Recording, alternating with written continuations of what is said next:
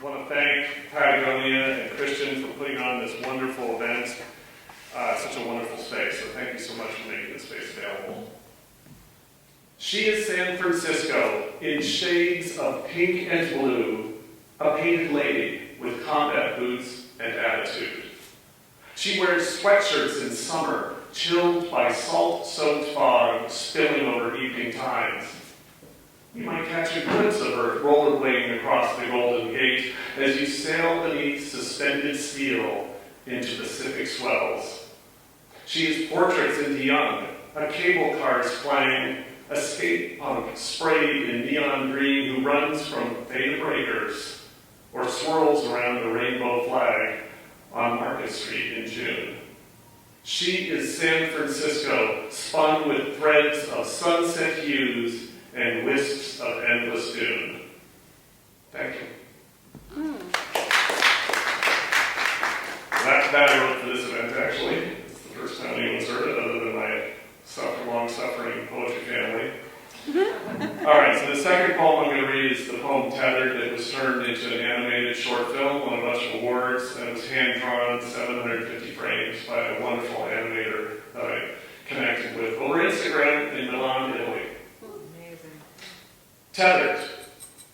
I've long ago learned to ignore the rhythmic tug of the chain that tethers me to the ocean floor. A chill curls around my painted stripes as fog rolls toward a distant shore and wave-powered bells warn those sailing near. I hear passing ships cutting toward the Golden Gate and imagine their carefully stacked containers swaying in the swells. Later, fog fades, and California's sun steams dew from my metallic frame, unveiling the shore's outline once more. A seagull pauses, perched and chattering, singing me stories until trade winds lift her to dance above white caps. Soon, the season of storms returns, bringing fierce waves and wind to power the peals of my warning bells. Deep in winter, mist freezes to my metallic skin, crafting turquoise crystals that flicker in the moonlight. But in time, calm and warmth return, lit by the moon's waning crescent, mirrored on still water's glass. Do I measure time in seasons, or in dawns and dusks, or count the cycles of frost freezing, then dripping melted down my spine? Do I set aside time and count the swells, or passing ships, or pods of dolphins, shivers of sharks, colonies of gulls? I dream of one day being released from my tether, my work complete, transformed into turquoise sea glass, smoothed by tides and resting on a shoreline beach, waiting to catch the eye of a strolling passerby. Tethered. Thank you.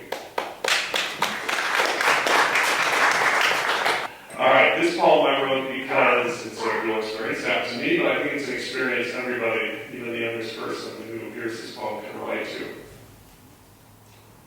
Crush. Teen week at Foxwood Inn.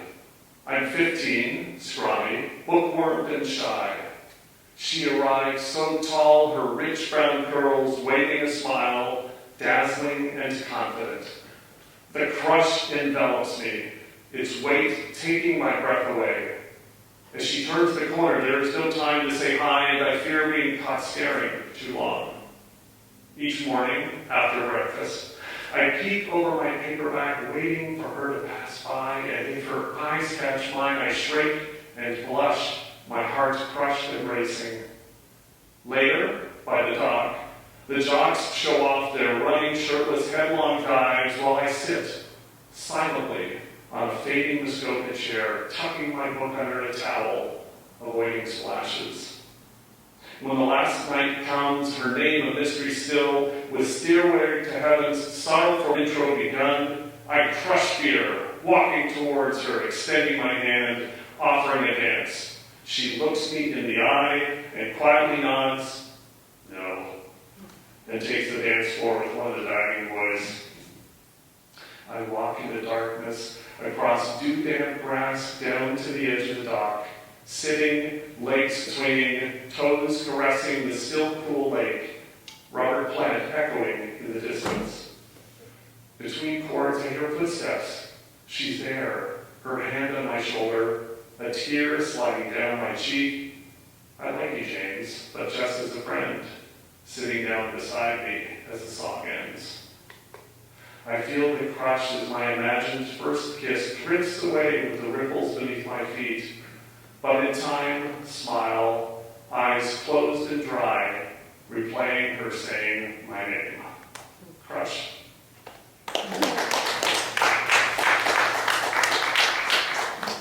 This next poem was written because of writer's block, or I could sense it coming. So I took a 12-hour round trip to be inspired, and it was. Ghosts of Bodie, California. I drove for hours to the Ghosts of Bodie, through Sonora Pass by switchbacks, where the air starts to thin, to an abandoned place I know you'd love if I could wake and bring you here. Sierra's wind lifted dust from gravel down a winding, dead-end road, spitting rocks left in my wake, a chattering ride through grazing cattle, past a graveyard marked with stone. They floated beside me on unpaved streets among rusted carcasses of mining gear, a deluxe Ford stripped, half sunk, the church, town bank, morgue, and outhouses scattered there and here. I peered through the grimy glass, wallpaper stained and draped in shreds, lit by sun through ceiling cracks. A single chair, still and waiting, one miner's lamp ever on display, scattered trinkets suspended. Gold brought them here, 10,000 strong, rushing deep to chase rich veins while stand mills crushed extracted ore. Rising spent when whistles blew, blackened, worn, then to their homes. And as happens, time decays. One by one the settlers fled until the last home's light went dim, just shadows left to roam and mourn. Ghosts of Bodie, California. Beautiful place.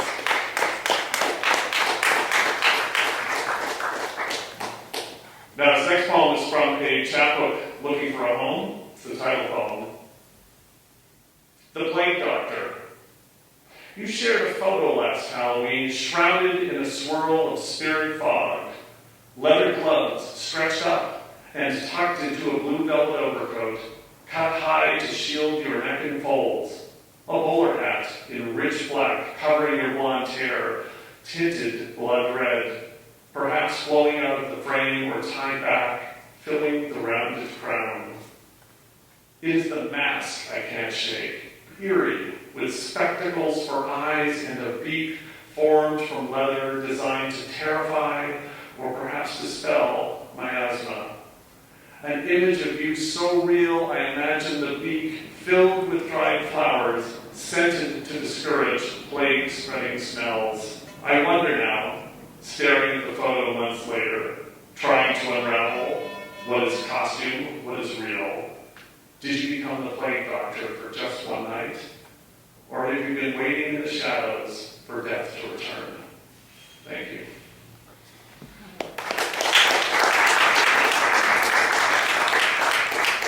I'm going to read a couple of poems that are connected to Patagonia because of the outdoorsiness of them. As we paused on the cables, we leave in darkness guided by headlamp beams and the ch-ch-ch of boots on gravel. We hike for hours through waterfall mist, up stone-carved steps in forest depths, lit by hints of sunrise glow, past cottonwood and oak, until in time our muscles ache. Then, breaking through the tree line's edge, lit brilliant as the shadows flee, switchbacks and stone go farther up, and in the distance, anchored firm, a pair of cables, two sleek lines appear on Half Dome's spine. We join the queue, anxious, unsure, cling to steel and start to climb uncooled magma, slick as frost from winter's rain in years before, and then my calf begins to cramp. I pause for breath, suspended on a weathered plank. Your camelback just steps ahead. you turn and ask, "Are you okay?" And so I say, "We're almost there. We'll be okay. I can see the summit now." And then, I'm holding you, only just born, cradled up, so perfect, slight. My teary eyes begin to blur. Time disconnects. I won't let go. Your sleeping breath so softly slows. For my other daughter, Emily.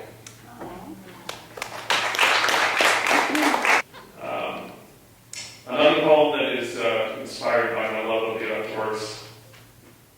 The silent roar of Haleakala. 10,000 feet above Maui's surf, I step away from my car onto Haleakala's volcanic rock, lava carved by pockets of steam. In the distance, far below, trails snake between rust-tinted cinder cones that burst up here and there through the red-brown dust. It is afternoon, and the sun has broken through the tufts of cumulus scattered across the sky. The ocean-fueled wind is constant, whistling past me as I head down into the basin.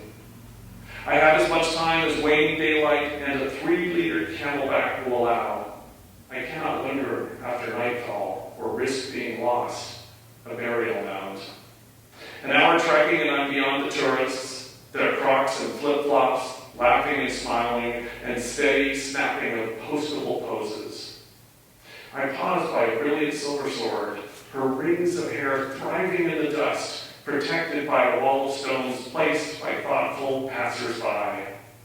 And on and along winding trail, pushing through the trade wind's roar, until I rest by a sheltered slope, in eerie silence, all sound vanished, just the in-out pull of breath, and the metronome inside my chest.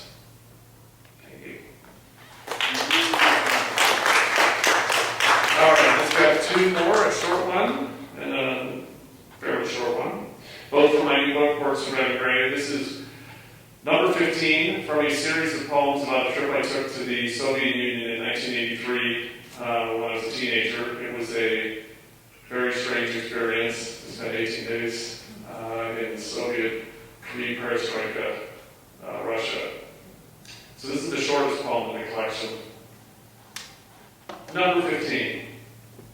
Sipping tea in Samarkand, a nestled perch on concrete stilts, an eerie cove in shadows glow, from sunlight seeping patterned walls, open air, a warmer breeze, so strangely whispers this hidden space, on kneeling mats and wooden slats, a simple teacup held in place. Thank you. All right, I'm going to close with the very first poem from my new book. The New Yorkers. Visiting last fall, I noticed the New Yorker on your kitchen counter. Our issues identical, but for the address boxes. One marked California, well lit by endless sun. The other lake of bays, burrowed deep in pine. I wonder, do we skip the same reviews, ponder the same poems, laugh at the same cartoons? Do you display a curated selection of covers on your coffee table and bathroom magazine rack? When I was younger, I would sit cross-legged among your colorful, unread stacks.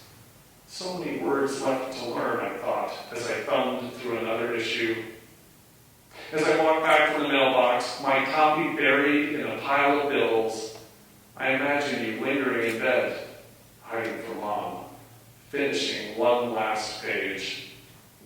I begin with fiction and wonder, are you searching for fiction too?